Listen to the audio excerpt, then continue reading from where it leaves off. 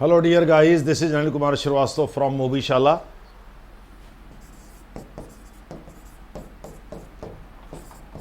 Anil Kumar Shrivastava from Mobishala. My Mobishala app is AKCS 2121.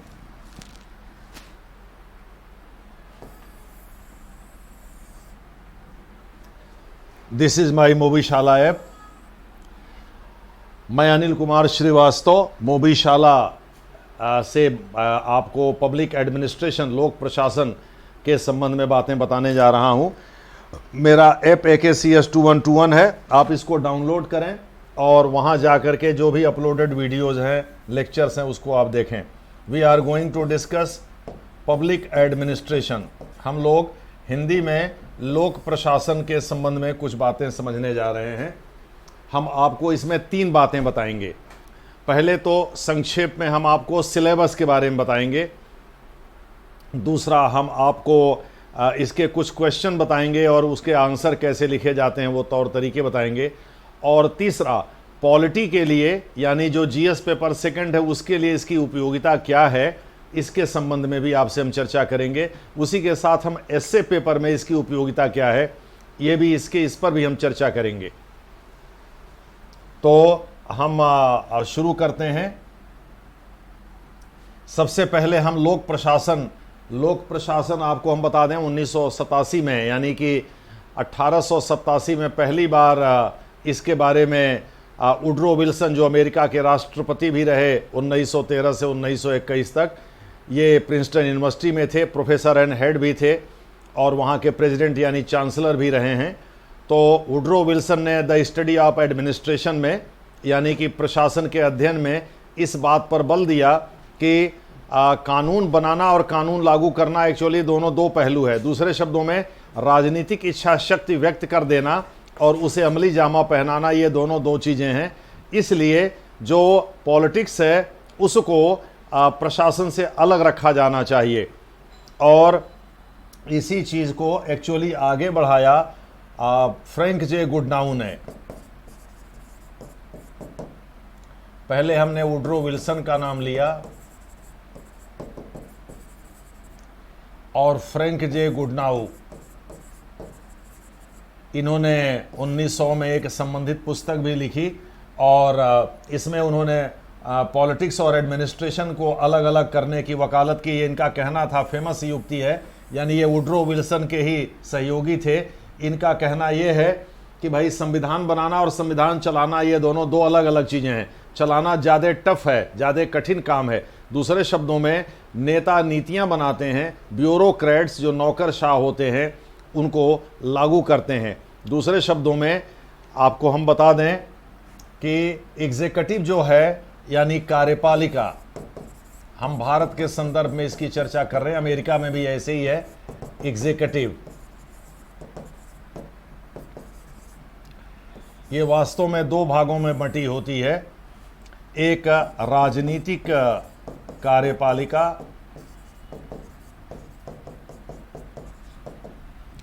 और एक प्रशासनिक कार्यपालिका। इसमें सिविल सर्वेंट लोक सेवक होते हैं और ग्लेन स्टाल लोक सेवकों को, सिविल सर्वेंट को परिभाषित करते हुए कहता है, permanent, they are permanent officials, यानी अस्थाई प्राधिकारी होते हैं, कार्मिक होते हैं। पेड यानी कि उनको नियमित वेतन और भत्ते दिए जाते हैं। और परमानेंट पेड, और आप एक बीच में कह सकते हैं PRP, recruited, permanent recruited and paid, यानी वो अस्थाई होते हैं, उनकी भर्ती होती है और उनको नियमित वेतन और सैलरी दी जाती है। लेकिन ये 2 चीज़ें हैं, परमानेंट एंड पेड। आपको हम ये बताना चाहते हैं कि जो नौकरशाही होती है वो अस्थाई होती है, नेता आते और जाते रहते हैं।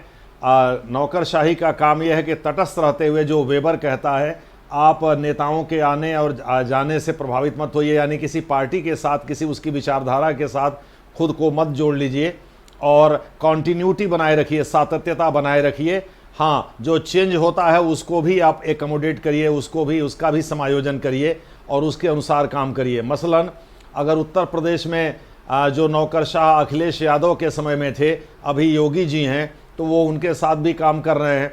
ये ठीक है कि जो लोग जो नौकरशाह पार्टी के साथ अपने को एसोसिएट करते हैं मलाईदार पोस्ट के लिए, वो अगर सत्ता बदलती है तो दूसरी सत्ता उनको पनिश कर देती है।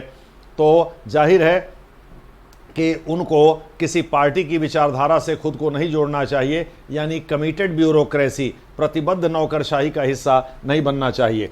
इसमें सचिव से लेके नीचे तक, चाहे वो सेक्शन ऑफिसर हो या अंडर सेक्रेटरी हो, डेप्यूटी सेक्रेटरी हो, जॉइंट सेक्रेटरी हो, डायरेक्टर हो, असिस्टेंट सेक्रेटरी हो, या असिस्टेंट सेक्रेटरी का पोस्ट तो हटा दिया, एक्चुअली वो पहले निचले पादान पर ही होता था, सेक्शन ऑफिसर के जस्ट ऊपर होता था।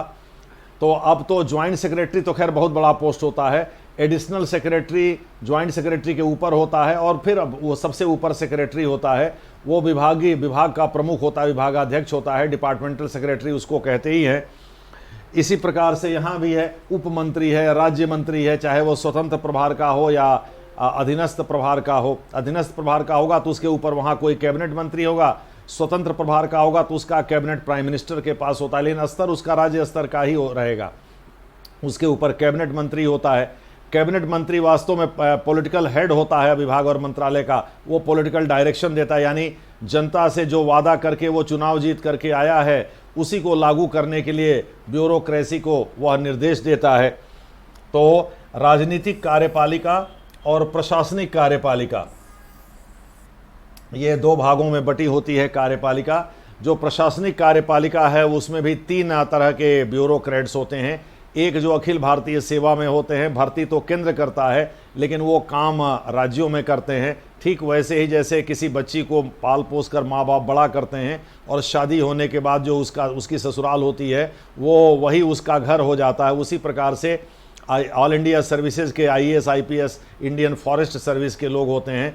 भर्ती तो केंद्र करता है लेकिन जब राज्य का काडर संवर्ग उनको अलॉट हो जाता है, आवंटित हो जाता है, तो वो फिर वहीं अपनी सेवा करते हैं और उसी की मर्जी से ऑन डेपुटेशन वो केंद्र में आते हैं। केंद्र में केवल प्रतिनियुक्ति पर वो आते हैं।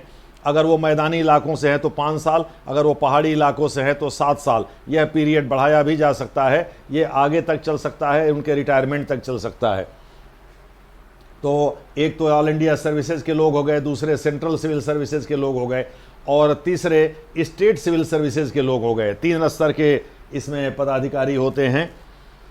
राजनीतिक कार्यपालिका में जो पॉलिटिकल पार्टीज अपने मैनिफेस्टो विचारधारा के आधार पर सरकार बनाती है वो कैबिनेट मंत्री का प्रभार देती है। कैबिनेट वह बॉडी है, कोर बॉडी है काउंसिल ऑफ मिनिस्टर का, जो देश चलाने के संबंध में कोर फैसले यानी महत्वपूर्ण फैसले लेती है, चाहे वो गृह मंत्रालय यानी गृह विभाग से संबंधित हो, यानी देश के आंतरिक मामलों से संबंधित हो, देश के बाहरी मामलों से संबंधित हो, रक्षा संचार या किसी भी चीज़ से संबंधित हो। ये वास्तव में इनका प्रमुख काम ही होता है नीति निर्माण यानी पॉलिसी फॉर्मुलेशन। ब्यूरोक्रेसी उसको अमली जामा पहनाती है, लागू करती है। तो जो लागू करने वाली संस्था है, लोक प्रशासन में अधिक फोकस उसी पर दिया गया है। और ये लोक प्रशासन में जो लोक शब्द लगा हुआ है वास्तव में यह बताता है कि ये जन कल्याण के लिए, इसी को ध्यान में रख करके ये जो सिलेबस है वो बताया गया है। जैसे सिलेबस में पार्ट पहला जो मतलब फर्स्ट पेपर है, पेपर फर्स्ट आप कह सकते हैं। पेपर फर्स्ट में ज़्यादातर थियोरेटिकल ओरिएंटेशन यानी जो सैद्धांतिक पहलू हैं, सैद्धांतिक नज़रिया है, उसके आधार पर चीज़ों को तय किया गया। इसमें जाहिर है विद्वानों के मत आपको देने पड़ेंगे, विद्वानों के अनुसार आपको चीज़ें बतानी पड़ेंगी। वास्तव में सिद्धांत का मतलब वह आदर्श अवस्था होती है जहाँ चीज़ें सब कुछ अच्छी दिखती हैं। तो ये वास्तव में ये एक प्रकार की परिकल्पना ही है कि भाई चांद सी महबूबा हो मेरी, कब ऐसा मैंने सोचा था। और ये लोक प्रशासन उसको अमली जामा पहनाता है जो कहता है हाँ तुम बिल्कुल वैसी हो जैसा मैंने सोचा था। यानी रियलिटी में जो चीज़ें होती हैं वो उस पर फोकस सेकंड पेपर में है, चूँकि वो इंडियन एडमिनिस्ट्रेशन है। लेकिन सैद्धांतिक रूप से आदर्श अवस्था में जो चीज़ें तय होती हैं वो पहले में हैं। तो आदर्श अवस्था में सब लोग बहुत आदर्श की कल्पना करते हैं। अब इसमें 12 चैप्टर हैं। पहले में इंट्रोडक्शन है, इसमें जनरल मतलब के जो पहलू हैं या जनरल बातें हैं, जैसे कि मीनिंग, स्कोप एंड सिग्निफिकेंस। दूसरे शब्दों में लोक प्रशासन का अर्थ क्या होता है, इसका कार्य क्षेत्र क्या है, विषय क्षेत्र क्या है और इसकी महत्ता क्या है।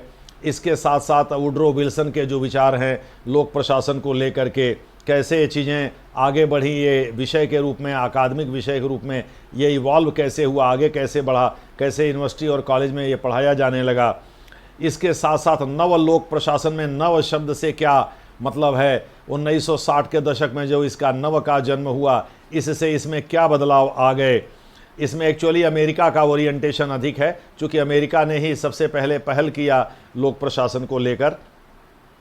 भारत में आज भी 1930 से लेकर अब तक 1930 में पहली बार ये पॉलिटिकल साइंस के पार्ट के रूप में लखनऊ विश्वविद्यालय में पढ़ाया जाने लगा। बाद में नागपुर यूनिवर्सिटी ने इसके लिए स्वतंत्र फैकल्टी बना दिया और धीरे धीरे करके लखनऊ में भी आज की डेट में पब्लिक एडमिनिस्ट्रेशन में पीजी होता है। लेकिन वही दिल्ली यूनिवर्सिटी जो सेंट्रल यूनिवर्सिटी में इंडिया की सबसे बड़ी यूनिवर्सिटी है, वहाँ लोक प्रशासन आज भी पॉलिटिकल साइंस के साथ पढ़ाया जाता है, चाहे मामला बीए का हो चाहे एमए का हो। जेएनयू में भी ये नहीं पढ़ाया जाता है, यानी इसके लिए सेपरेट फैकल्टीज आज भी नहीं है।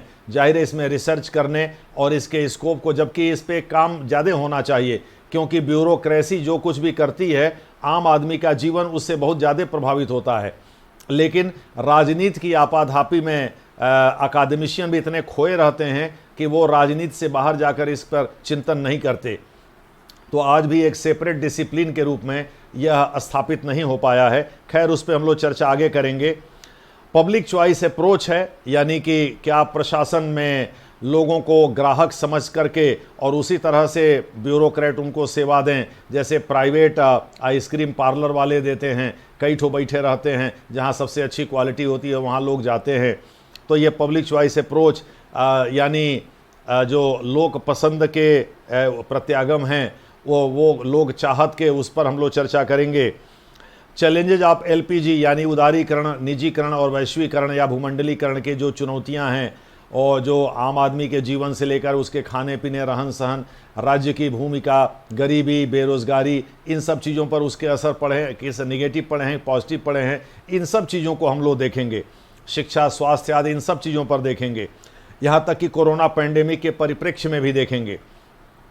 गुड गवर्नेंस जो अच्छा अभिशासन है उसका कॉन्सेप्ट क्या है और उसका अनुप्रयोग क्या है, भारत के संदर्भ में खासकर हम लोग देखेंगे। और इसके साथ साथ न्यू पब्लिक मैनेजमेंट यानी नव लोक प्रबंधन, इसमें भी नव शब्द लगा हुआ है। ये परंपरागत लोक प्रबंधन से किस प्रकार भिन्न है, इसके बारे में हम चर्चा करेंगे। सेकंड जो चैप्टर है पेपर फर्स्ट में, वह आपका एडमिनिस्ट्रेटिव थॉट से संबंधित है। इसमें थिंकर्स जो हैं, जैसे आपके साइंटिफिक मैनेजमेंट के बारे में दिया हुआ है। दूसरे शब्दों में 1910 के दशक में फ्रेडरिक विंसलो टेलर या अन्य जो लोग इससे जुड़े हुए थे, इन लोगों ने, मुख्य रूप से तो फ्रेडरिक विंसलो टेलर के नाम से इसको जाना जाता है। तो वो साइंटिफिक मैनेजमेंट का पूरा कॉन्सेप्ट हम देखेंगे और ये क्या एक आंदोलन था, मूवमेंट था, और अगर ये मूवमेंट था तो इसका इम्पैक्ट कहाँ कहाँ किस किस रूप में पड़ा। इसी के अगेंस्ट आगे चल करके प्रतिक्रिया हुई थी ह्यूमन रिलेशंस अप्रोच में जॉन एल्टन मेयो और उनके सहयोगियों के बारे में भी हम इसमें देखेंगे। इसके अलावा मैरी पार्कर फॉलेट के डायनेमिक एडमिनिस्ट्रेशन यानी गत्यात्मक प्रशासन और चेस्टर इरविन बर्नार्ड के फंक्शंस ऑफ द एग्जीक्यूटिव, कार्यपालिका के कार्य जो हैं या प्रकार्य, उसके बारे में देखेंगे। साइमन के डिसीजन मेकिंग थियरी, निर्णय निर्माण सिद्धांत के बारे में भी देखेंगे। और फ्रांसिस लिकर्ट, डगलस मैकग्रीगर और क्रिस अर्जेरिस, इन लोगों का जो पार्टिसिपेटिव मैनेजमेंट था, यानी जो वर्कर्स हैं वो मैनेजमेंट के साथ पार्टिसिपेट करें, इस कॉन्सेप्ट में कहाँ तक बल है, ये कहाँ तक उपयोगी है और भारत के संदर्भ में इसको हम किस रूप में देखें, ये तमाम तरह की चीज़ें हम लोग देखेंगे, ये सहभागीदार प्रबंधन के रूप में। इसके बाद एडमिनिस्ट्रेटिव बिहेवियर है, इसमें भी ओरिएंटेशन थियरी पर ही है। इसमें निर्णय निर्माण के टेक्निक पर बल दिया गया है, प्रक्रिया और टेक्निक पर बल दिया गया है।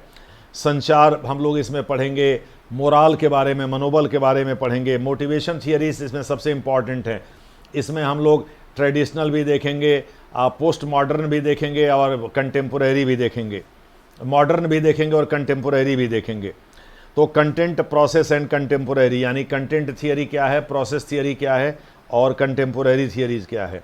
थियरीज ऑफ लीडरशिप भी देखेंगे, इसमें भी हम ये देखेंगे कि तमाम तरह के जो सिद्धांत हैं, ट्रेड थियरी है या अन्य थियरीज जो हैं, कॉन्टिजेंसी थियरी है, सिस्टम थियरी है, इन सब चीज़ों के बारे में हम देखेंगे। नेता बनते हैं या बने बनाए पैदा होते हैं या बनाए जाते हैं, इन सब चीज़ों के बारे में हम देखेंगे, मुख्यतः ट्रेडिशनल और modern, what I mean to से।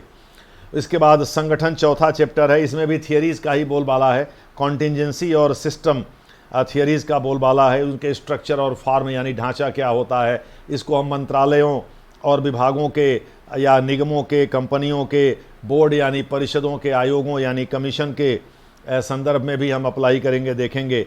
इसी में जो बॉडीज़ हैं, निकाय हैं, एडहॉक, तदर्थ यानी कुछ समय के लिए बनाए जाते हैं, या सलाहकार जो बॉडीज़ हैं उनके बारे में देखेंगे। और मुख्यालयों से क्षेत्रीय कार्यालयों के क्या संबंध होते हैं, हेडक्वार्टर्स एंड फील्ड रिलेशनशिप के बारे में देखेंगे। विनियामक प्राधिकरण, विनियामक अथॉरिटीज़ के कॉन्सेप्ट को देखेंगे। विनियामक प्राधिकरण का कॉन्सेप्ट क्या होता है, भारत में इसकी शुरुआत कैसे हुई और कौन कौन से प्रमुख विनियामक प्राधिकरण हैं, किन किन क्षेत्रों में इनकी मुख्य भूमिका क्या होती है, इनके बारे में हम लोग देखेंगे। पब्लिक प्राइवेट पार्टनरशिप आजकल बड़ा जोर पकड़ा हुआ है, पीपीपी मॉडल, उसके बारे में भी हम लोग चर्चा करेंगे। इसके बाद अकाउंटेबिलिटी एंड कंट्रोल का जिक्र करेंगे, मीनिंग समझेंगे कि अकाउंटेबिलिटी और कंट्रोल के अर्थ क्या होते हैं या कॉन्सेप्ट क्या है, और विधायिका, कार्यपालिका और न्यायपालिका किस प्रकार से प्रशासन पर नियंत्रण करते हैं, नागरिक और प्रशासन कैसे अंतःक्रिया करते हैं, अंतःफलन यानी इंटरफेस करते हैं। इसमें मीडिया की भूमिका क्या है, जो हित समूह हैं, इंटरेस्ट ग्रुप्स हैं, जो स्वैच्छिक संगठन है, वॉलंटरी ऑर्गेनाइजेशंस हैं, सिविल सोसाइटी है, सिटीजन चार्टर है, राइट टू इन्फॉर्मेशन है, सामाजिक लेखा परीक्षण, सोशल ऑडिट है, इन सब के मायने क्या होते हैं, वो कैसे किस प्रकार से प्रशासन पर नियंत्रण रखते हैं, इन सब चीज़ों को हम देखेंगे। इसके बाद से हम लोग प्रशासनिक विधि के बारे में देखेंगे, इसके कॉन्सेप्ट, इसके सिग्निफिकेंस और स्कोप के बारे में हम लोग देखेंगे। इसमें डाइसी का विचार क्या है, खास करके फ्रांसीसी में जो कॉन्सेप्ट है, फ्रांस का में जो लागू है और ब्रिटेन में जो लागू, यानी अंग्रेजी दुनिया में जो लागू है और फ्रांसीसी दुनिया में जो लागू है। डाइसी क्यों फ्रांसीसी मॉडल की आलोचना करता है। इसमें हम लोग डेलीगेटेड लेजिस्लेशन का भी कॉन्सेप्ट देखेंगे। इसके बाद से तुलनात्मक लोक प्रशासन में हम लोग खास करके रिक्जियन मॉडल को देखेंगे, जो प्रिज्मिक साला मॉडल है, जो वो डेवलपिंग कंट्रीज़ के लिए अप्लाई करता है, उसके बारे में खास करके हम लोग चर्चा करेंगे। डेवलपमेंट डायनेमिक्स यानी जो विकास गत्यात्मकता है, उसके बारे में भी हम लोग चर्चा करेंगे। आपको हम बता दें, इसमें सबसे प्रमुख एक चैप्टर है जो 2007 में जोड़ा गया था, एंटी डेवलपमेंट थेसिस, यानी विकास क्या हमेशा लाभप्रद होता है सबके लिए और इसके विरुद्ध क्या क्या तर्क हैं, इसके बारे में हम लोग देखेंगे। उसके बाद कार्मिक प्रबंधन के बारे में देखेंगे, कार्मिक प्रशासन के बारे में, उसमें कैसे नौकरशाहों की भर्ती होती है, उनको प्रशिक्षण कैसे दिया जाता है, प्रमोशन कैसे होता है, या कैसे उनके पे वगैरह निर्धारित होते हैं। एम्प्लॉयर एम्प्लॉय रिलेशन, इसमें विटलेइज्म जैसे चीज़ों को देखेंगे, उनकी शिकायतों का निवारण करने का तरीका क्या है, उनकी आचार संहिता क्या है, या जो एडमिनिस्ट्रेटिव एथिक्स है यानी सत्यनिष्ठा जो उनके लिए अप्लाई होती है, उसकी अवधारणा क्या है। इसके बाद से लोक नीतियाँ कैसे बनती हैं, नेता और ब्यूरोक्रेट मिलकर के लोक नीतियों का निर्माण कैसे करते हैं, इसमें वो विजन को कैसे ट्रांसलेट करते हैं, क्या लोक नीति का निर्माण एक वैज्ञानिक एक्सरसाइज है, अभ्यास है, इन सब चीज़ों के बारे में देखेंगे। उसके बाद से प्रशासन को दुरुस्त करने में टेक्नोलॉजी की क्या भूमिका होती है, इसमें ऑर्गेनाइजेशन और मेथड के बारे में, ONDM के बारे में, जिसके बारे में सबसे पहले चर्चा AD गोरवाला ने संक्षेप में किया था, किंतु पॉल एच एपलबी के सुझाव पर 1953 और 55 के बाद इसको लागू किया गया था। 1955 के बाद ही एक्चुअली लागू किया गया था। इसमें हम लोग वर्क स्टडी और वर्क मैनेजमेंट को भी देखेंगे। ई गवर्नेंस और information technology, e governance project Bharat में है, उसको भी देखेंगे। और जैसे मोदी साहब कहते हैं कि मैक्सिमम गवर्नेंस मिनिमम गवर्नमेंट, तो उसमें ई गवर्नेंस यानी दूसरे शब्दों में जो इलेक्ट्रॉनिक गवर्नेंस है वो कैसे प्रशासनिक व्यवस्था को दुरुस्त करता है। घर बैठे आप इनकम टैक्स रिटर्न फाइल करते हैं, ड्राइविंग लाइसेंस के लिए अप्लाई करते हैं, पासपोर्ट के लिए अप्लाई करते हैं। और मैनेजमेंट एड टूल्स, यानी नेटवर्क एनालिसिस की क्या भूमिका है इसमें, MIS, PERT, CPM आदि की क्या भूमिका है, इन सब चीज़ों की हम चर्चा करेंगे। इसके बाद से वित्तीय प्रशासन की चर्चा करेंगे। आपको हम यहाँ ये बताना चाहेंगे कि अब जैसे वित्तीय प्रशासन चैप्टर 12 है फर्स्ट पेपर का, लेकिन ये चैप्टर 9 है सेकंड पेपर का। इसमें बहुत सारी चीज़ें कॉमन हैं, जैसे मॉनेटरी एंड फिस्कल पॉलिसीज़ दिया हुआ है 12वें में फाइनेंशियल एडमिनिस्ट्रेशन में चैप्टर पेपर फर्स्ट में, लेकिन उसको घुमा करके कर दिया role of finance ministry in monetary and fiscal area, यानी ये जनरल होगा, इसमें अमेरिका, ब्रिटेन आदि सबका अध्ययन हम करेंगे। लेकिन जो सेकंड पेपर में है वो स्पेसिफिकली इंडिया के लिए होगा। तो लेकिन कॉमन है, इसको एक साथ भी डिस्कस किया जा सकता है। इसी प्रकार से ऑर्गेनाइजेशन में बहुत सारी चीज़ें हैं जिनको डिस्कस किया जा सकता है। पर्सनल एडमिनिस्ट्रेशन में बहुत सारी चीज़ें हैं जिनको जो सिविल सर्विसेज है चैप्टर 8 सेकंड पेपर का, उसके साथ डिस्कस किया जा सकता है। बहुत सारी चीज़ें आपके चैप्टर फर्स्ट में हैं जो कि आपके पेपर सेकंड के साथ डिस्कस किया जा सकता है, जैसे ब्यूरोक्रेसी एंड डेमोक्रेसी, ये आपके पेपर फर्स्ट में भी है और ये आपके पेपर सेकंड में भी है। सेकंड वाला स्पेसिफिकली इंडिया के लिए है, पेपर फर्स्ट वाला स्पेसिफिकली या स्पेसिफिक नहीं है, जनरल है, इनफैक्ट उसमें इंडिया सहित तमाम अन्य चीज़ों के लिए भी है। तो मैं आपको बताऊं, इसमें बहुत सारी चीज़ें कॉमन हैं और ये डेवलपमेंट एडमिनिस्ट्रेशन में जैसे ब्यूरोक्रेसी एंड डेवलपमेंट दिया हुआ है, तो ब्यूरोक्रेसी एंड डेवलपमेंट आपके GS paper chapter 2 public administration paper first यानी इंडियन एडमिनिस्ट्रेशन के पेपर में पेपर फर्स्ट सेकंड में चैप्टर 2 में दिया हुआ है। तो जाहिर है बहुत सारी ऐसी चीज़ें हैं जो आपके पेपर फर्स्ट और पेपर सेकंड में कॉमन है, बस थोड़ा सा का फ़र्क है, और वो ये है कि पेपर फर्स्ट में आपको जनरल तरीके से डिस्कस करना है, पेपर सेकंड स्पेसिफिकली इंडिया के लिए है। तो जहां कॉमन होगा उसको हम लोग कॉमन को एक साथ डिस्कस करते चलेंगे ताकि समय बचेगा, बार बार उस पर नहीं आना होगा। ये बता देंगे कि अगर केवल ये क्वेश्चन आए तो आपको केवल ये लिखना है, और अगर इस तरह का क्वेश्चन आए तो आपको ये लिखना है, और अगर मिक्स्ड रहे तो आपको इस तरह से लिखना है। इस प्रकार से 12 चैप्टर हैं public administration main paper first में। अब तो आप जानते ही हैं ऑप्शनल केवल रिटन मेंस रिटन में है, प्रारंभिक परीक्षा में इसकी कोई भूमिका है नहीं। जाहिर है इसमें लिखने का ही रोल है, और लिखना एक कला है, कैसे पॉइंट्स जनरेट किया जाए, कौन से क्वेश्चन पिकअप किया जाए, कौन से पहले अटेम्प्ट किया जाए, और किसको मतलब कितने शब्दों में जनरली लिखा जाए, और किस तरह से चीज़ों की शुरुआत की जाए, कैसे कंक्लूड किया जाए, ये स्ट्रेटजी का पार्ट है। इसके बारे में भी आपसे चर्चा कर दी जाएगी। और इसके साथ साथ आपको बताएं सेकंड पेपर है इंडियन एडमिनिस्ट्रेशन, इसमें 14 चैप्टर हैं। इसमें फोकस भारतीय प्रशासन पर है। जैसे पहला है तो इसमें कौटिल्य के अर्थशास्त्र में आज की डेट में प्रशासन के जो तमाम तत्व हैं वो उसमें किस तरह से मिलते हैं। मुग़ल प्रशासन है, ब्रिटिश लीगेसी है, यानी अंग्रेज़ों के समय की जो विरासत है वो तमाम चीज़ों में दिखाई भी पड़ती है। जैसे इंडियनाइजेशन ऑफ पब्लिक सर्विसेज, लोक सेवाओं के भारतीयकरण में दिखाई पड़ती है। 1919 में ये कॉन्सेप्ट लागू हुआ था। राजस्व प्रशासन में, ज़िला प्रशासन में और स्थानीय प्रशासन में, इन सब चीज़ों का हम जिक्र करेंगे। फिर उसके बाद से कुछ इसके दार्शनिक पहलू हैं जो कि भारत सरकार के को चलाने के लिए जो हमारा संवैधानिक ढांचा है उसमें अंतर्निहित हैं। इसमें तमाम तरह के कॉन्सेप्ट हैं जो इनका खुल करके वर्णन नहीं किया है, जैसे सेलिएंट फीचर्स एंड वैल्यू प्रेमिसेज। अब वैल्यू प्रेमिसेज में फंडामेंटल राइट्स और DPSP आपको पढ़ना ही है। सेलिएंट फीचर्स अलग से आपको बताया जाएगा कि भारतीय संविधान के सेलिएंट फीचर्स क्या क्या हैं। तीसरा, पब्लिक सेक्टर अंडरटेकिंग्स, यानी जो पब्लिक सेक्टर यानी जो सार्वजनिक उपक्रम हैं उनके संबंध में तमाम बातें कही गई हैं। जैसे इस समय आधुनिक समय में आधुनिक भारत में इनकी रूपरेखा क्या है, इनका स्टेटस क्या है, कितने तरह के होते हैं, स्वायत्तता, जवाबदेहता, नियंत्रण आदि को लेकर जो सवाल उठते रहते हैं, उससे जुड़े हुए जो प्रॉब्लम्स हैं, समस्याएं हैं, उनका निराकरण कैसे किया जा रहा है, और उदारीकरण और भूमंडलीकरण के समय में इनको बचा पाना या इन पर पड़ने वाले प्रभाव का असेसमेंट हम लोग करेंगे।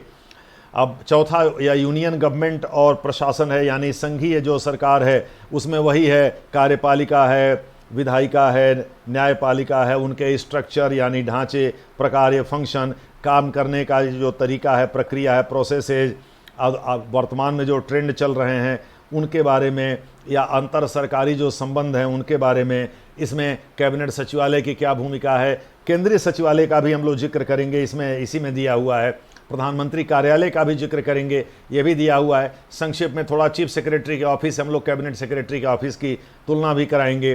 फिर मंत्रालय और विभाग भी इसी में दिया हुआ है, बोर्ड और कमीशन दिया हुआ है, संबद्ध कार्यालय अटैच्ड ऑफिसेज के बारे में चर्चा है, क्षेत्रीय संगठन फील्ड ऑर्गेनाइजेशन की चर्चा है, इन सब को भी हम लोग देखेंगे। कुछ किताबें भी हम आपको बता देंगे इन पर। इसके बाद जो है नियोजन और प्राथमिकताएं, प्लान्स एंड प्रायोरिटीज़ में हम लोग, अब तो बीते हुए ज़माने की बात हो गई प्लानिंग कमीशन और एनडीसी, लेकिन इसमें उसका जिक्र है। नीति आयोग के साथ इसका हम कंपैरिजन करेंगे, इसकी भूमिका देखेंगे और कैसे इसकी संरचना है, कैसे ये काम करता है। इसमें स्थानीय स्तर के जो, जैसे ज़िला स्तर के ज़िला नियोजन समिति है, राज्य स्तर के ज़िला जैसे स्टेट प्लानिंग बोर्ड वगैरह हैं या स्टेट प्लानिंग डिपार्टमेंट है, कैसे उसके साथ कोऑर्डिनेशन होता है, इन सब का जिक्र करेंगे। फिर वही राज्य सरकार और प्रशासन, जिस तरह से केंद्र सरकार और प्रशासन था वैसे ही इसमें भी है। इसमें केंद्र और राज्य के संबंधों का भी हम जिक्र करेंगे, खास करके प्रशासनिक संबंधों का, उसके साथ साथ विधायी और वित्तीय संबंधों का भी जिक्र करेंगे। और इसमें फाइनेंस कमीशन की भूमिका हम देखेंगे, governor, chief minister, secretariat, directorate आदि के बारे में हम लोग चर्चा करेंगे। निदेशालय और सचिवालय में क्या अंतर होता है, उदाहरण के लिए ये सब क्वेश्चन पूछे जा चुके हैं।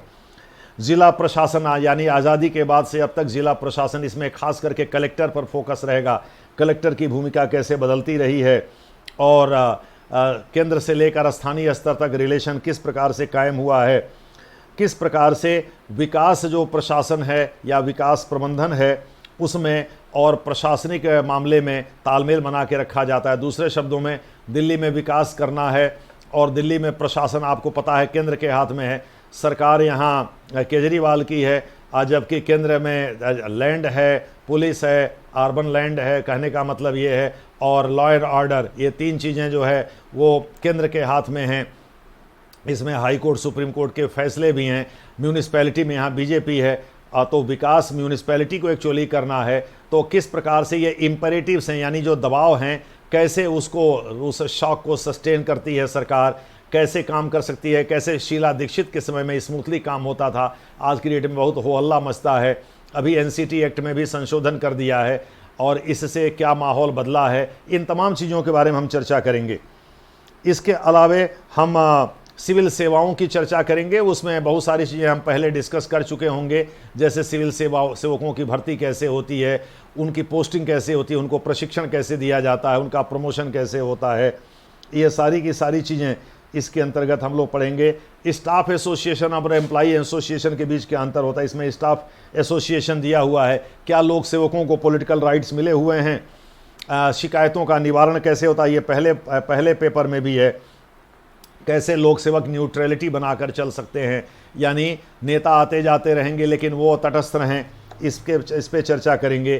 क्या लोक सेवक आवश्यकता से अधिक अब नाक गड़ाने लगे हर मामले में, तो सिविल सर्विस एक्टिविज्म का भी जिक्र करेंगे। इन सब में हमको विद्वानों के मत भी देने पड़ेंगे, नहीं तो हमारी राइटिंग हेवायर हो जाएगी, एग्जामिनर उसको अप्रिशिएट नहीं करेगा। फाइनेंशियल मैनेजमेंट में हमने आपको देखा ही, मॉनेटरी और फिस्कल एरिया या उसके प्रबंधन पर फोकस रहेगा, दोनों के बीच अंतर भी हम देखेंगे। इसके अलावे हम लोग बजट के बारे में देखेंगे, क्या बजट एक पॉलिटिकल टूल है ही।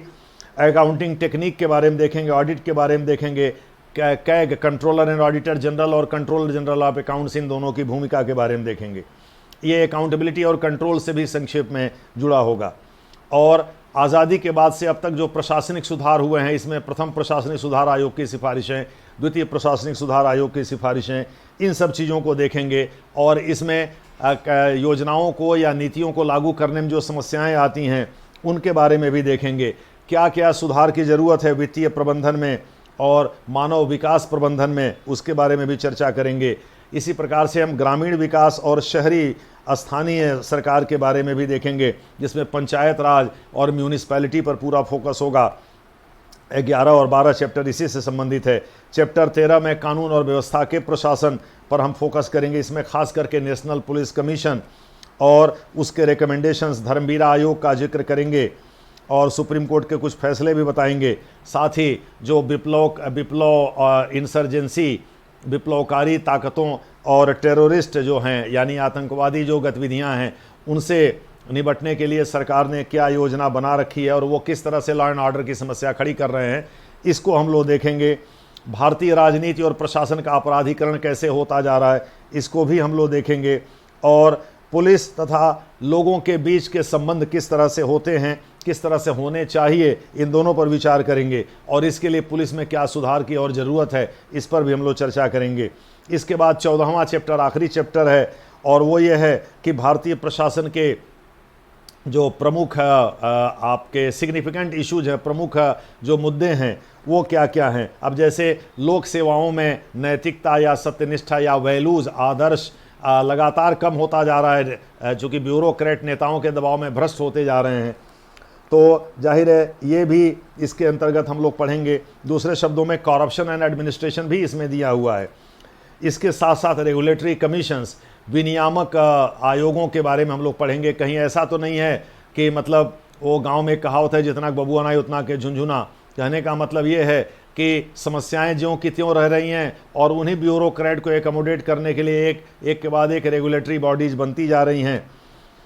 नागरिकों और प्रशासन के बीच कैसे अंतःफलन या अंतःक्रिया होती है, जो गठबंधन सरकारें हैं उनकी समस्याएं क्या होती हैं, इस पर भी हम लोग चर्चा करेंगे।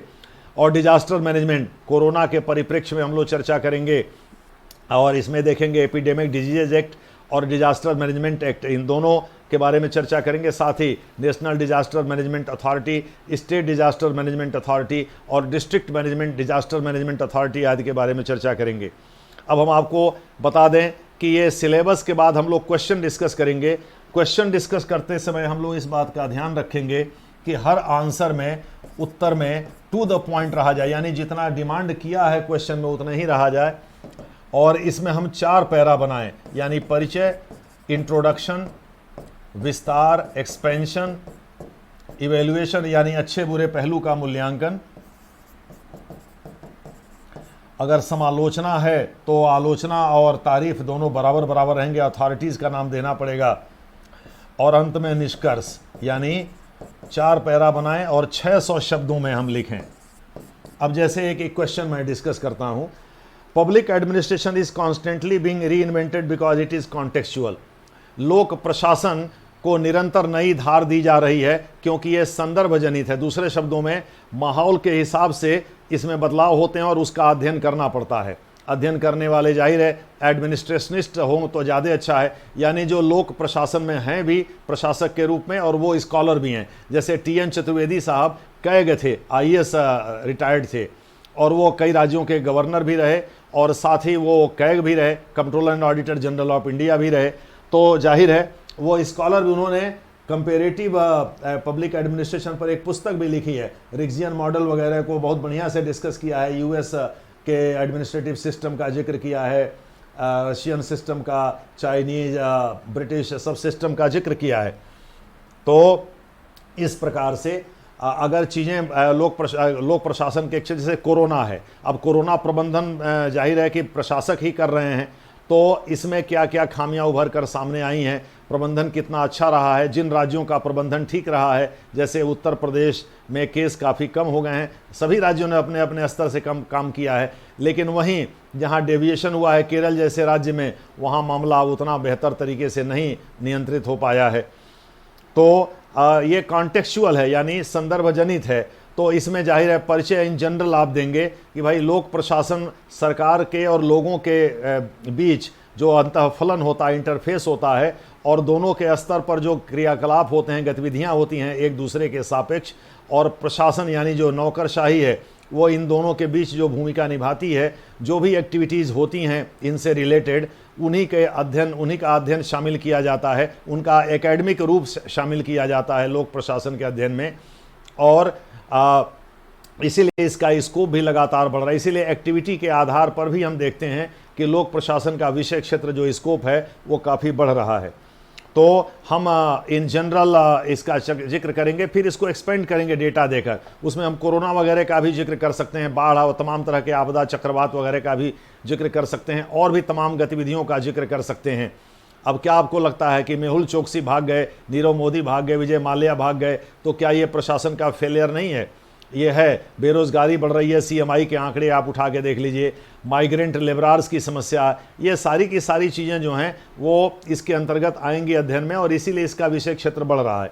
इन सब का हम जिक्र करेंगे करंट को टच करते हुए। और इसके बाद से हम इवैल्यूएशन पर आएंगे कि यानी सरकार अभी भी बहुत सारे ऐसे क्रियाकलाप हैं जहां की ठोस काम नहीं कर पा रही, जैसे पर्यावरण प्रदूषण ही है। जैसे एनजीटी ने अभी हाल में कई फर्मों को दंडित किया है। आपको बता दें कि इस मामले में कई राज्य सरकारें ठीक से काम नहीं कर पाई हैं, यानी कि नदी जल प्रबंधन का मामला हो, या बंधे की ऊंचाई का मामला हो, या वनों के संरक्षण का मामला हो। अब देख लीजिए नक्सली समस्या क्या है। नक्सली समस्या इसीलिए है क्योंकि जल जंगल ज़मीन को लेकर के अभी चीज़ें इस तरह से नहीं सेटल हुई कि वो उनको अधिकार मिल सके आदिवासियों को, इसीलिए उन्होंने बंदूक उठा लिया है।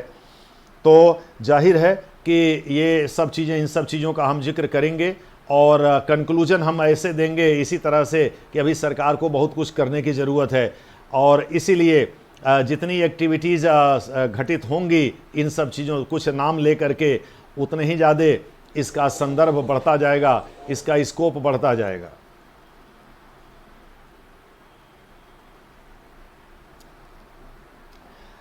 आगे जो अगला क्वेश्चन है, the scope of the discipline of public administration is determined by what an administrative system does. वही जो पहले वाले में डिस्कस किया उसी को थोड़ा बहुत सुधार करके ये 2018 में पूछा गया है, और वो पहला वाला 2019 में पूछा गया है मेंस में। आप इसको लिख सकते हैं। स्कोप 3 चीज़ों से निर्धारित होता है, एक्टिविटी, पोस्ट कार्व और सब्जेक्ट मैटर। इसमें एक्टिविटी को सबसे ज़्यादा तरजीह दी गई है। इसी के आधार पर तमाम एक्टिविटीज सरकार, आज की डेट में तो वेलफेयर सरकार है, वो हर एक्टिविटी ही करती है, विदेश से लेकर घरेलू मोर्चे पर, उन सब का जिक्र करिए, और इसी से इसका रेंज, इसकी बाहरी बाउंड्री भी तय होती है। तीसरा क्वेश्चन है, political and administrative systems have reciprocal relationship. सही बात है, राजनेता और नौकरशाह दोनों मिल करके शासन और प्रशासन करते हैं। राजनेताओं का काम है नीति बनाना और उसके कार्यान्वयन पर निगरानी रखना, और ब्यूरोक्रेसी का काम है उन नीतियों को जनता के द्वार तक पहुंचाना। जाहिर है जब दोनों मिलेंगे तभी जा कर के ये काम हो पाएगा। नौकरशाहों को सरदार वल्लभ भाई पटेल ने अस्थायित्व देने के लिए ही 311(2) शामिल किया है, जिससे नेताओं की मनमर्जी से वो बचे रहें। यानी ऐसे नेता जो सिरफिरे हैं, विम्जिकल हैं, तुनक मिजाज हैं, और वो ब्यूरोक्रेट्स को बात बात पे दंडित करें, या अमेरिका और ब्रिटेन की तरह से एब्सोल्यूट प्लेजर कर दीजिए, जब मन करे तब उनका कान पकड़ के हटा दें, ये नहीं होना चाहिए। फिर ईमानदार जो ब्यूरोक्रेट हैं वो काम नहीं कर पाएंगे, इसलिए उनको संवैधानिक संरक्षण प्रदान किया गया है। तो ये दोनों मिल करके काम करते हैं, लेकिन जनता ज़्यादा त्रस्त रहती है नौकरशाहों से, क्योंकि वो आज भी इनसेंसिटिव हैं, यानी संवेदनहीन हैं। वो कैलस हैं, यानी संवेदनहीन ही की अंग्रेजी है कैलस, और वो इररिस्पॉन्सिव है, यानी कि वो अनुक्रियाशील हैं, यानी जनता की परेशानियों को तुरंत अटेंड नहीं करते, उसको टालने में भरोसा करते हैं। जवाबदेह नहीं है, अकाउंटेबल नहीं है, उनके कामकाज में पारदर्शिता नहीं है, ट्रांसपेरेंसी नहीं है। इन सब चीज़ों को दुरुस्त करना पड़ेगा नेताओं को। यानी प्रशासन पर नियंत्रण का ये मतलब नहीं हुआ कि केवल अपने फेवर के लिए काम कराइए नौकरशाह से, बल्कि जनता के, इन जनरल जनता के हित के लिए काम कराइए, जिसके लिए ये सब चीज़ें ज़रूरी हैं। इसमें मैक्स वेबर के भी कुछ सुझाव हैं। इस तरह से करके इनको आप इवेल्युएशन में दे सकते हैं। और कंक्लूजन शॉर्ट में, जो कंक्लूजन का मतलब है जो ऊपर कहा है उसी की समरी, यानी कि सिमेट्रिकल होना चाहिए।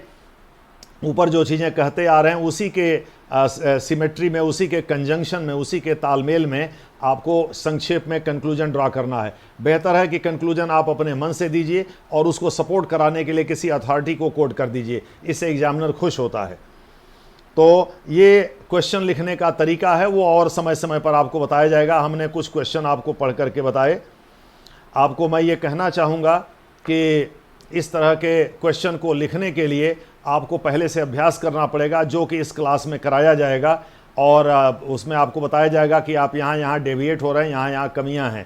तो हमने आपको सिलेबस डिस्कस किया, क्वेश्चन डिस्कस किया। अब मैं कुछ किताबों के नाम बता दे रहा हूँ, जैसे BL फाड़िया, इनकी अंग्रेजी हिंदी दोनों में किताब आती है। इनके पुत्र हैं कुलदीप फाड़िया। इन लोगों ने मिलकर के पेपर फर्स्ट और सेकंड दोनों के लिए किताब लिखा है। पेपर फर्स्ट के लिए इन्होंने इन जनरल लोक प्रशासन नामक किताब लिखा है, पब्लिक एडमिनिस्ट्रेशन, और इसमें इंडियन गवर्नमेंट एंड पॉलिटिक्स यानी भारतीय शासन व राजनीति नामक पुस्तक लिखी है। इसके 2020 का संस्करण आपको लेना है, लेटेस्ट। इसके अलावे आपको रमेश के अरोड़ा और रजनी गोयल की किताब है इंडियन पब्लिक एडमिनिस्ट्रेशन, देख लेना है भारतीय लोक प्रशासन की वो हिंदी में उपलब्ध है कि नहीं, उसको ले लेना है। ये महेश्वरी की किताब आप पढ़ सकते हैं पहले पेपर के लिए। प्रसाद एंड प्रसाद की किताब तो आपको पढ़ना ही है थिंकर्स के लिए, यानी चिंतक के लिए, प्रशासनिक चिंतक के लिए प्रसाद एंड प्रसाद की किताब आपको पढ़नी है। सत्यनारायण प्रसाद एंड अदर्स के द्वारा लिखी गई है ये किताब। 3 प्रमुख ऑथर हैं उसके, उन लोगों ने मिल करके लिखा है। कंट्रीब्यूट एक्चुअली एडिटर हैं वो लोग, उसमें कंट्रीब्यूशन अलग अलग स्कॉलर्स का है। तो प्रसाद एंड प्रसाद की ये किताब काफ़ी अच्छी है, इसको आप ले लीजिए। आपको अगर कोई पुरानी किताब मिल जाए इनकी, रमेश के अरोड़ा और रजनी गोयल की, ये भी एडमिनिस्ट्रेटिव थिंकर्स पर ही है, तो उसको भी आप ले सकते हैं। अब ये नहीं पता है कि वो हिंदी में आई है कि नहीं, पहले हिंदी में नहीं थी, वो अंग्रेजी में ही थी। ये इसको आपको थोड़ा सर्च करना पड़ेगा, अमेजन वगैरह पर जाकर सर्च कर लीजिएगा। लेकिन पहली पुस्तक के लिए ज़्यादा किताब नहीं पढ़नी है, एक किताब को 20 बार पढ़ो बजाय 20 किताब को एक बार पढ़ने की, यही रणनीति है। और क्वेश्चन को हल करने का तरीका सीखो, चूंकि अब केवल मेंस में है तो क्वेश्चन को हल करने का तरीका आपको सीखना है। ये देखिए भुकभुका रहा है, सही है। तो इस प्रकार से आपको पहले पेपर के लिए BL फाड़िया की किताब ले लेनी है।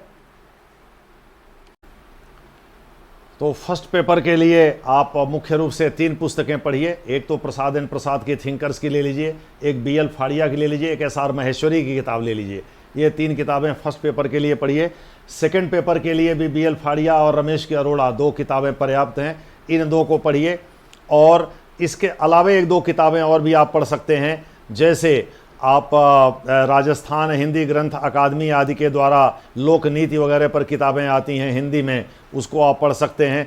SR महेश्वरी ने भारतीय लोक सेवकों पर एक पुस्तक लिखी है, इंडियन सिविल सर्विसेज करके, तो उसको भी आप पढ़ सकते हैं। वो उससे आपको सिविल सेवा के बारे में पता चल जाएगा। NP नुआनी की किताब डिस्ट्रिक्ट एडमिनिस्ट्रेशन अगर आपको मिल जाए तो वो पढ़ सकते हैं। और स्थानीय प्रशासन पर एक NBT नेशनल बुक ट्रस्ट की पुस्तक है जो उनके पूर्व वाइस चांसलर ने लिख रखा है। तो आप मतलब NBT को अलग अलग ऑथर लिखते रहते हैं, तो वो आप ले सकते हैं। NBT की पुस्तक कह करके आप पंचायत पर ले लीजिएगा। जहाँ तक नगर पालिका का सवाल है तो वो तो रमेश के अरोड़ा से ही आपका कवर हो जाएगा, वो पर्याप्त है, उसको आप ले लीजिए। तो इस प्रकार से आप ये सब किताबें ले सकते हैं। अगर मान लीजिए NBT में बोलते हैं स्पेसिफिक ऑथर का नाम बताइए, तो हक साहब का नाम आप बता दीजिएगा कि भाई हमको हक साहब की पंचायत राज व्यवस्था पर जो पुस्तक है उसको आप दे दीजिए। तो इस तरह से करके आपको 4-5 और किताबें आप खरीद लेंगे तो आपके लिए चीज़ें सहूलियत भरी हो जाएंगी, नोट्स बनाना आसान हो जाएगा। वैसे हम तो यहाँ आपको सारी चीज़ पढ़ाएंगे ही, बहुत आराम से पढ़ाएंगे, सारी चीज़ पढ़ाएंगे, और इस बात को ध्यान में रख के पढ़ाएंगे कि सारे स्टेट सिविल सर्विसेज के सिलेबस भी इसमें कवर हो जाएं। जैसे बिहार का है तो बिहार में लोक प्रशासन और निजी प्रशासन के बीच अंतर पूछा है, लेकिन UPSC के सिलेबस इसको हटा दिया है, किंतु हम लोग इसको भी पढ़ाएंगे ताकि बिहार PCS की ज़रूरत भी पूरी हो सके। उत्तर प्रदेश लोक सेवा आयोग का जहाँ तक सवाल है तो उसने तो UPSC के सिलेबस को ही कॉपी कर लिया है 2 साल पहले, तो इसलिए उसकी बात ही छोड़ दीजिए। तो उसमें तो जो UPSC के लिए पढ़ाया जाएगा वो उसके लिए हो जाएगा, थोड़ा बहुत उत्तर प्रदेश का अलग से बता दिया जाएगा। ठीक वैसे ही जैसे बिहार के लिए थोड़ा अलग से बताना होगा, झारखंड के लिए थोड़ा अलग से बताना होगा, वो सब कर दिया जाएगा। अब जैसे खास करके लोकल बॉडीज़ के मामले में या लोकल सेल्फ गवर्नमेंट के मामले में और डिस्ट्रिक्ट एडमिनिस्ट्रेशन के मामले में राज्यवार कुछ अलग अलग टॉपिक्स दिए हुए हैं, उनको हम लोग डिस्कस कर देंगे। राजस्थान का कर देंगे, उत्तर प्रदेश का कर देंगे, बिहार का, झारखंड का और मध्य प्रदेश का, इन 5 राज्यों का कवर कर देंगे। तो मुझे लग रहा है कि मैक्सिमम स्टूडेंट जो हिंदी भाषी राज्य के हैं वो इन्हीं 5 राज्यों के PCS का एग्ज़ाम देते हैं। छत्तीसगढ़ वगैरह भी उसी में कवर हो जाएगा, चूँकि वो MP का ही ढांचा है, तो उससे जो अलग हुए हैं वो सब उसी में कवर हो जाएंगे। और इस प्रकार से आपका सिलेबस कंप्लीट हो जाएगा, राज्य के लिए भी, UPSC के लिए तो होगा ही। तो इस प्रकार, और रणनीति जो होनी चाहिए वो ये कि एक किताब को 20 बार पढ़िए बजाय 20 किताब को एक बार पढ़ने के। नोट्स जरूर बनाइए, नोट्स बनाते समय नोट्स को पॉइंट में बनाइए ताकि, और एक को जब 20 बार पढ़ेंगे तो याद ही हो जाएगा ताकि याद करने में आसानी हो। जो कहने का मतलब ये है कि माने नो पॉइंट में बनाने से ये होगा कि आदमी की मेमोरी फोटोजेनिक मेमोरी होती है। अगर आप एक बार पढ़ोगे तो हो सकता है याद ना हो, दूसरी तीसरी चौथी पांचवी बार पढ़ते पढ़ते चीज़ें दिमाग में हैमर करने लगेंगी, उसकी पिक्चर बनने लगेगी और वो आपकी मेमोरी को ताज़ा करने लगी। एक्चुअली यूपीएससी के एग्जामिनेशन में मैंने जो समझा है, मेमोरी की सबसे बड़ी टेस्ट है जिसकी याददाश्त सही है, जो ज़्यादा से ज़्यादा पॉइंट्स याद रख सकता है, वह ज़्यादा चांस रखता है यूपीएससी या राज्य सिविल सेवा के एग्ज़ाम क्वालिफाई करने का। तो इस तरह से हमने आपको मोटे तौर पर सिलेबस डिस्कस किया, उससे रिलेटेड स्ट्रेटजी संक्षेप में बताया, क्वेश्चन बताया, क्वेश्चन के साथ भी स्ट्रेटजी बताया और किताबों के नाम भी बताए। आपको मैं ये बताना चाहता हूँ, और इसमें राज्य सिविल सेवा वगैरह की जो भूमिका है या जो अलग अलग जो टॉपिक हैं उसके बारे में भी संक्षेप चर्चा किया।